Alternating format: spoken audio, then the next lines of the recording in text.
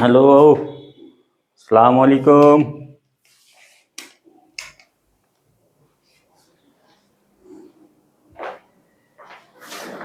Hello, আসসালামু আলাইকুম। সুপ্রিয় দর্শক, কেমন আছেন আপনারা? আশা করি ভালো আছেন। আমিও ভালো আছি, ইনশাল্লাহ। অফিসে আর রাজনৈতিক কোনো ভিডিও বানানো যাবে না, কারণ আমাদের অফিসের যিনি মালিক তিনি রাজনীতি পছন্দ করে না। আমি মূলত কোনো রাজনৈতিক দলেরকে অ্যাটাক করি না। বাংলাদেশকে যারা ভালোবাসে এবং এদেশের যারা ভালো করে তাদেরকেই সাপোর্ট করি। তো আমি চাই আমার এই দেশটা সুন্দরভাবে যাদের হাতেই যাক, আওয়ামী লীগ হোক, বিএনপি হোক, জামাত হোক বা জাতীয় পার্টি হোক, এনসিপি হোক, যাদের হাতেই যাক না কেন, দেশের কল্যাণ হোক, দেশের মানুষ যেন একটু শান্তিতে বসবাস করতে পারে, এটাই শুধুমাত্র কামনা বাসনা। এই জন্যই আমি কোনো একটা রাজনৈতিক দলের সমর্থন করি, বাট অন্ধভক্ত না।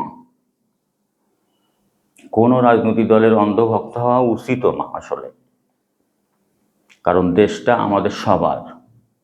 এই দেশটা আওয়ামী লীগের যারা করে তাদের, এই দেশটা বিএনপি যারা করে তাদের, এই দেশটা জামাত যারা করে তাদের, এই দেশটা এনসিপি যারা করে তাদের, এই দেশটা জাতীয় পার্টি করে যারা তাদেরও। সবাই মিলেমিশে দেশটাকে আগায় নিয়ে যেতে হবে, দেশের অর্থনীতি বিল্ড আপ করতে হবে। এটাই হচ্ছে আমার আসলে কামনা বাসনা। তো আমাদের দেশের মূলত পিছায় যাচ্ছে, যত দিন যাচ্ছে পিছায় যাচ্ছে। আওয়ামী লীগ সরকারের কিছু ভুল ছিল, তারা যথেষ্ট উন্নয়ন করেছে দেশের, কিন্তু সেই সাথে প্রচুর পরিমাণে তার সাঙ্গপাঙ্গরা টাকা পয়সা বিদেশে পাচার করেছে, এটাও সত্য কথা। ভেবেছিলাম আওয়ামী লীগ সরকার চলে যাওয়ার পরে ইউনূস সরকার যেহেতু কোনো দলের না, ওনাকে ভাবতে হবে না যে কে ভোট দেবে। অনেক রাজনীতিবিদদের কি হয়, কিছু থাকে, লিমিটেশন থাকে, যে এইটা করলে আমার ভোট নষ্ট হবে বা আগামীতে অমুকরা ভোট দিবে না। কিন্তু ভেবেছিলাম ইউনূস সরকার তার ভোটে দাঁড়াবে না। সে কোনো দলকে তোয়াক্কা না করে, কোনো দলের রাজনীতিকে তোয়াক্কা না করে সুন্দরভাবে এই দেশটারে একটা সংস্কার করে একটা সিস্টেমে দাঁড় করায় দিয়ে যাবে ভেবেছিলাম। তার যেহেতু আন্তর্জাতিক বিভিন্ন রকম বহু দেশের সাথে তার সম্পর্ক ভালো, সবাই তাকে চেনে এবং তিনি একজন যোগ্য, সৎ, গ্রহণযোগ্যতা আছে আন্তর্জাতিক মহলে। তিনি আমাদের দেশে ব্যবসা বাণিজ্য, আইন শৃঙ্খলা সব কিছু একটা ঢেলে সাজাবে। কিন্তু সেই স্বপ্ন আমার নয়, পুরো বাংলাদেশের কারোরই সেই স্বপ্নটা পূরণ হয়নি, দুঃখের বিষয়।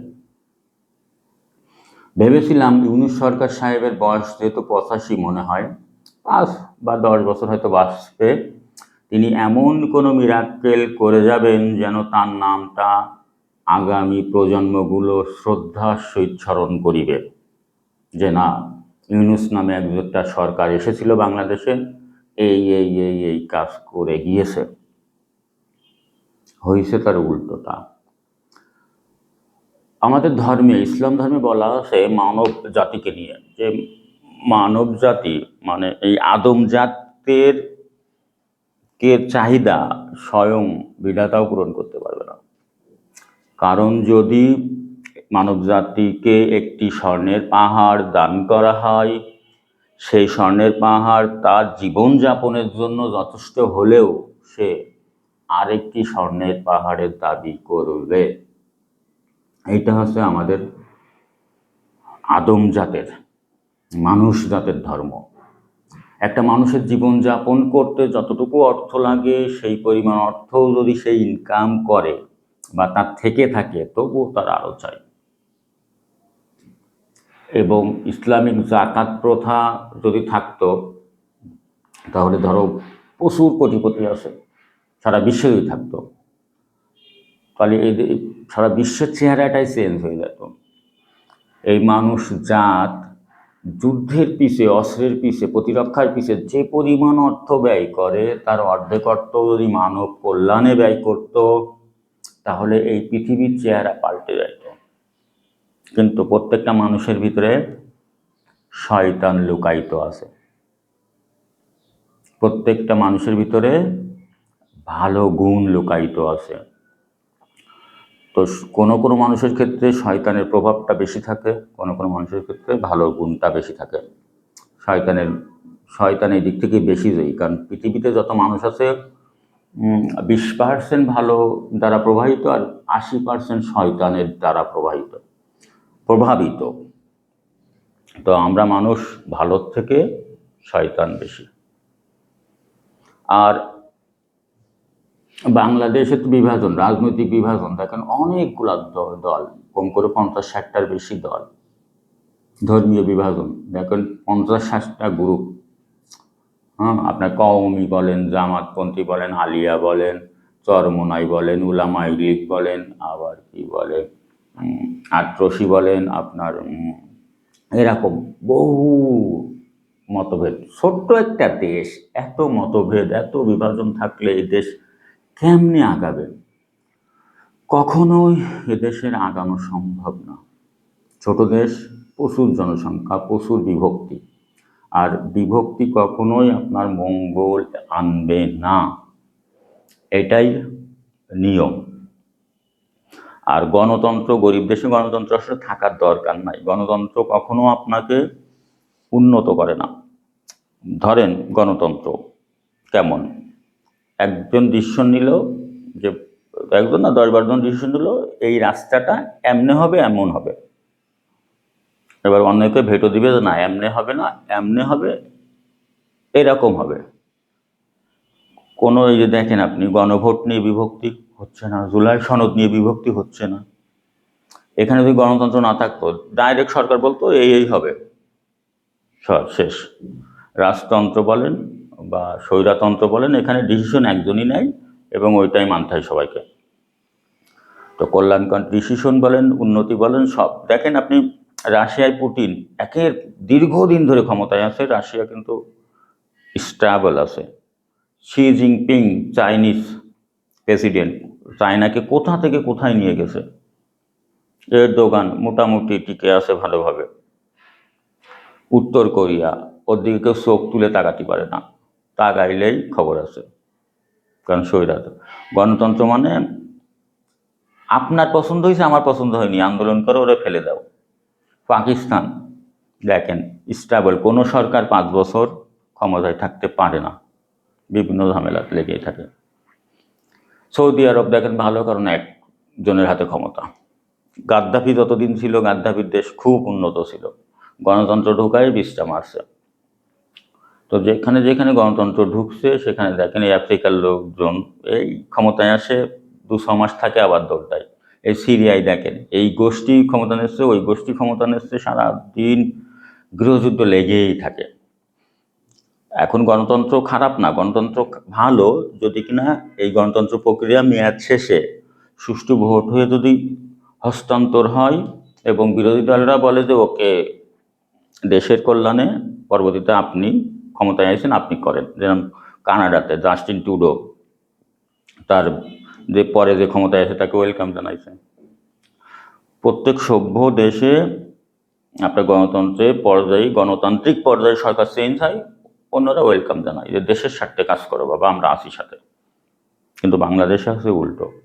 আপনি যদি যেতেন তাহলে সব ঠিক আছে, যদি হারেন তাহলে স্থূল কারচুপি হয়েছে, সূক্ষ্ম কারচুপি হয়েছে, বিদেশিদের মদত ছিল, এটি একটি পাতানো নির্বাচন, এইগুলো মেনে নেওয়ার মেন্টালিটি এখনো বাঙালির মস্তিষ্ক হয়নি।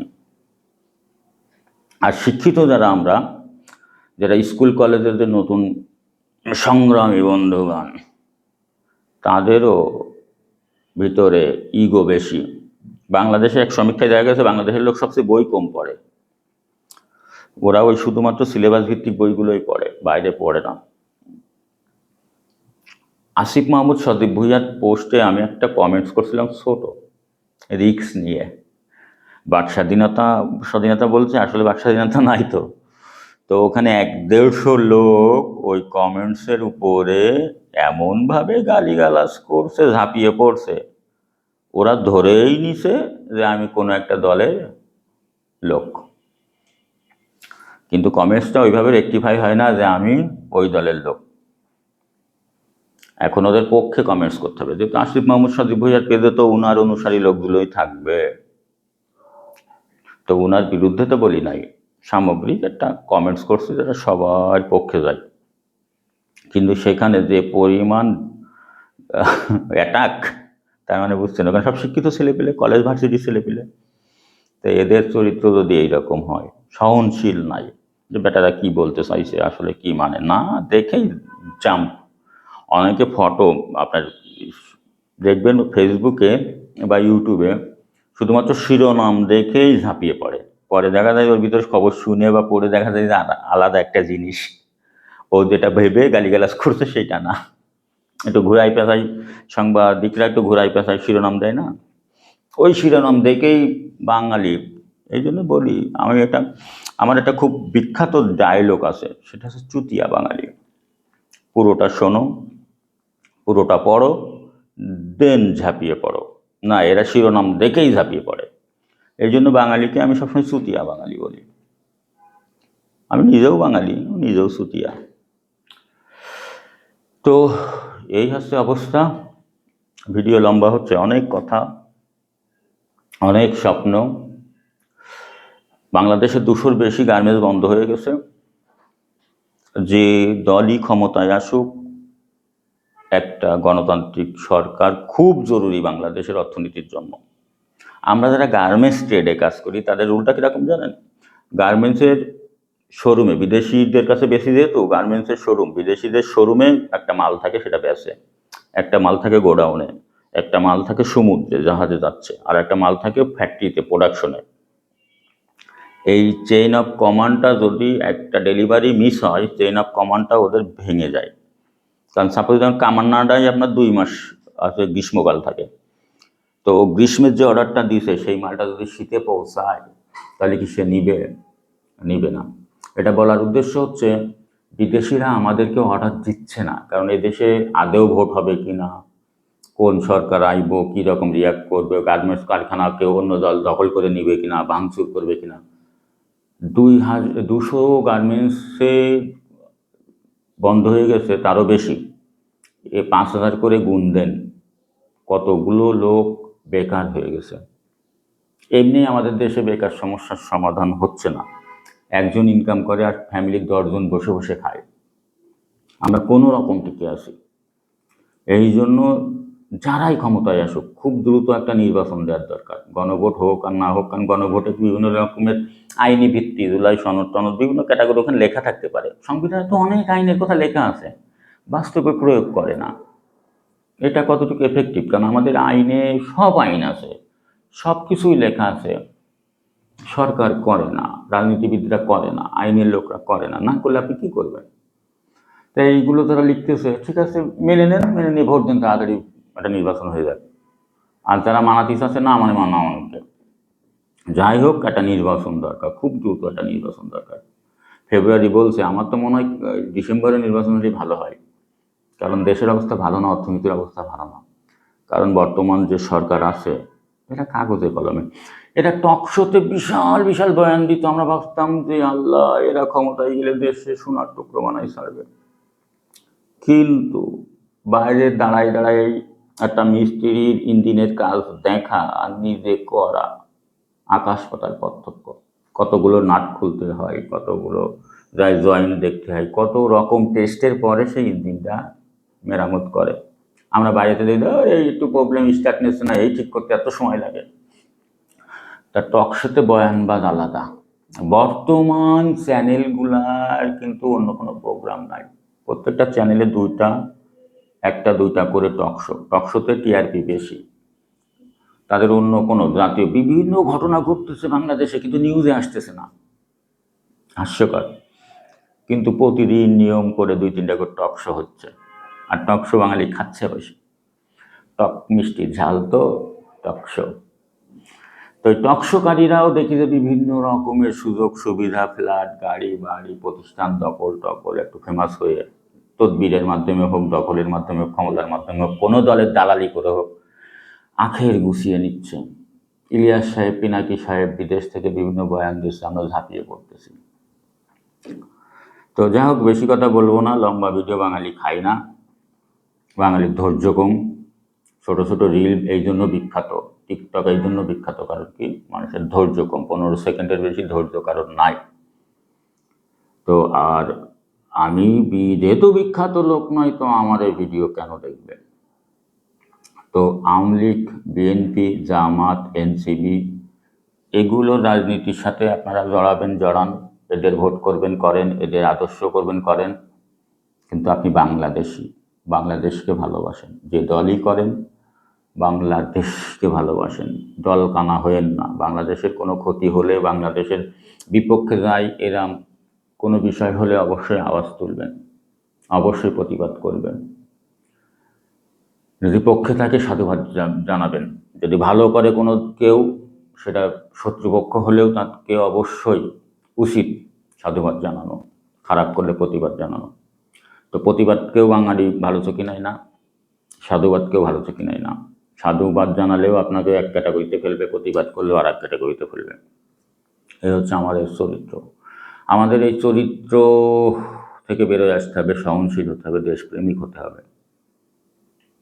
ভালো থাকবেন সবাই, বাংলাদেশকে ভালোবাসবেন, বাঙালিকে ভালোবাসবেন, বাংলাদেশকে ভালোবাসবেন। ধন্যবাদ, সবাই ভালো থাকবেন। আসসালামু আলাইকুম।